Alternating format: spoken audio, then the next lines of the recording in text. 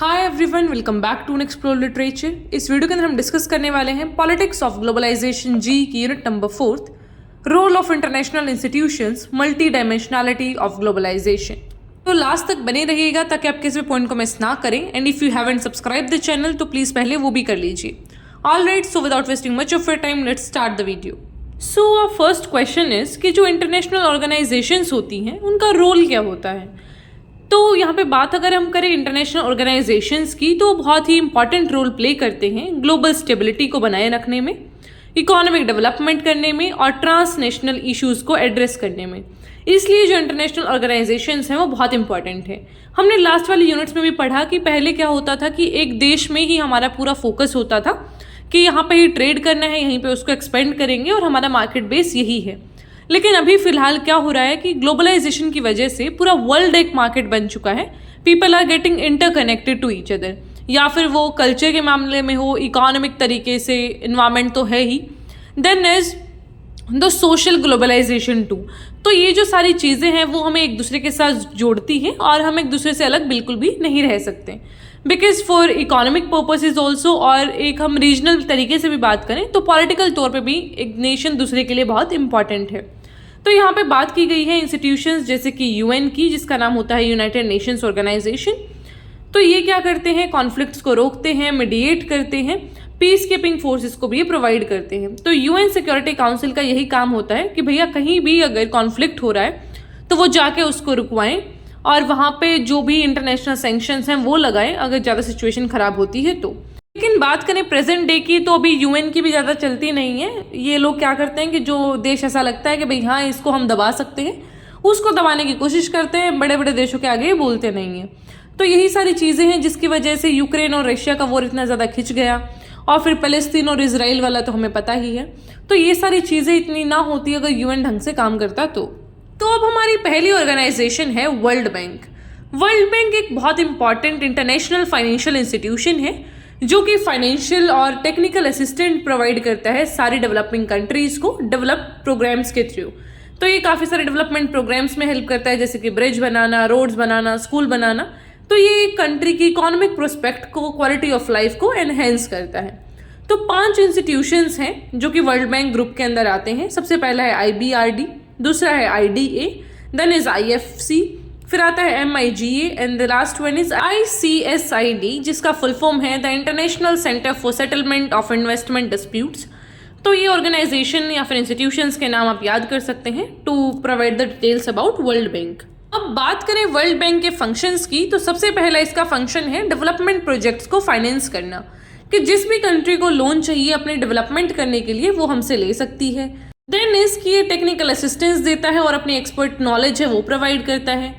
फिर थर्ड आता है रिसर्च एंड डेटा, कि जो वर्ल्ड बैंक है वो बहुत सारे रिसर्चेस करता है डेवलपमेंटल इश्यूज पे और डिफरेंट टाइप्स के डेटाज भी प्रोवाइड करता है ताकि आप अपनी जो पॉलिसी डिसीजंस हैं उनको गाइड कर सकें। अब चैलेंजेस क्या आ रहे हैं वर्ल्ड बैंक के रास्ते में, तो जो वर्ल्ड बैंक है वो बहुत ज़्यादा क्रिटिसिज्म फेस कर रहा है because of the impact on local communities, environment, governance और इसके अकाउंटेबिलिटी की वजह से, कि जो वर्ल्ड बैंक है वो किस तरीके से बिहेव कर रहा है, प्रेजेंट डे में उसका रेलिवेंस है भी या नहीं। तो ऐसे सारे सवाल हैं जो वर्ल्ड बैंक के ऊपर ऐसा पूछे जा रहे हैं कि भाई अब क्या रेलिवेंस है इसकी, क्या ये अच्छे से काम करता भी या नहीं करता, या फिर सिर्फ ये जो डेवलपिंग नेशंस हैं उनके ऊपर डेवलप्ड नेशंस की दादागिरी का एक जरिया है।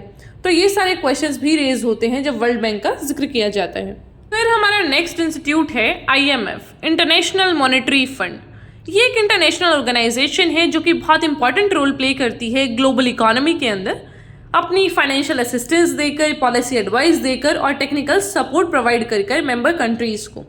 इसके स्ट्रक्चर की बात की जाए तो ये गवर्न की जाती है और अकाउंटेबल है 190 कंट्रीज के लिए, और इसकी जो मेन डिसीजन मेकिंग बॉडी है उसका नाम है बॉडी ऑफ गवर्नर्स या फिर कहें बोर्ड ऑफ गवर्नर्स, जिसके अंदर हर एक जो मेंबर कंट्री है उससे गवर्नर है जो वो पार्टिसिपेट करते हैं। यूजुअली जो फाइनेंस मिनिस्टर्स होते हैं या फिर सेंट्रल बैंक के गवर्नर्स वो यहाँ पे पार्टिसिपेट करते हैं, और इसके एग्जीक्यूटिव बोर्ड में 24 डायरेक्टर्स होते हैं जो इसके डे टू डे ऑपरेशंस को रेगुलेट करते हैं। इसके फंक्शन को देखा जाए तो इसका पहला फंक्शन है मॉनिटर करना इकोनॉमिक और फाइनेंशियल डेवलपमेंट्स को, और दूसरा है फाइनेंशियल असिस्टेंस प्रोवाइड करना जो भी कंट्री बैलेंस ऑफ पेमेंट से रिगार्डिंग प्रॉब्लम्स फेस कर रही है, मतलब जिसका इकोनॉमी डूब रहा है, उनको भी बचाना इसका एक मेन फोकस है। इसके गोल्स की बात की जाए तो इसका मेन गोल है प्रमोट करना इंटरनेशनल मॉनेटरी कोऑपरेशन को, फैसिलिटेट करना balance growth of international trade को। तो ये फंक्शन ये लोग जो है वो IMF वाले करते हैं। जो IMF का फाइनेंशियल रिसोर्स है उसका कोटा डिस्ट्रीब्यूशन होता है मेंबर कंट्रीज को। तो डिस्ट्रीब्यूशन भी हमने बता दिया कि भाई कोटा बेसिस पे होता है कि इन कंट्रीज को इतना मिलेगा, यहाँ पे ऐसा होगा, एंड एवरीथिंग इज डिफाइंड। अब इसका क्या क्रिटिसिज्म है, तो इसमें क्रिटिसिज्म ये आता है कि भैया जो IMF इंस्टीट्यूशन है उसका स्ट्रक्चर एक तो अच्छा नहीं है, वो डेवलप्ड कंट्रीज हैं जो वो उसको डोमिनेट कर रही हैं, और रिफॉर्म के नाम पे तुम दबाने की कोशिश करते हो डेवलपिंग इकोनॉमीज को। Then the next organization is world trade organization. ये भी काफ़ी इंपॉर्टेंट इंटरनेशनल इंस्टीट्यूशन है जो कि रेगुलेट करता है इंटरनेशनल ट्रेड को, और ये इंश्योर करता है कि भैया जो ट्रेड है ना वो बड़ा स्मूथली हो।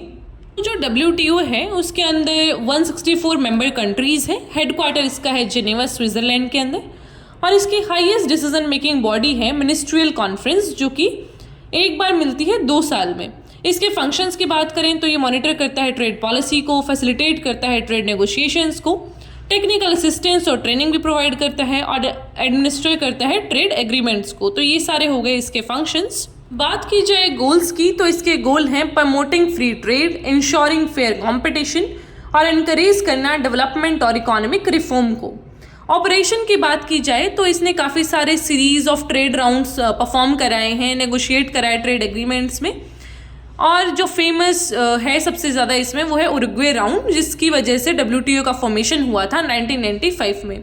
दोहा डेवलपमेंट, ये सारे एजेंडा हैं जो वो लॉन्च हुए थे 2001 में, जिसका एम था नीड ऑफ डेवलपिंग कंट्रीज़ को फुलफिल करना और उनके जो चैलेंजेस हैं उनको एड्रेस करना। अब बात करें इसके चैलेंजेस की तो इसको क्रिटिसाइज़ किया जाता है कि भैया ये जो है ना WTO वो बायस्ड है डेवलप्ड कंट्रीज़ के लिए, क्योंकि वहीं से इनको सारा जो है वो एक एश्योरेंस मिलता है कि भाई हाँ वी आर द बैकअप है।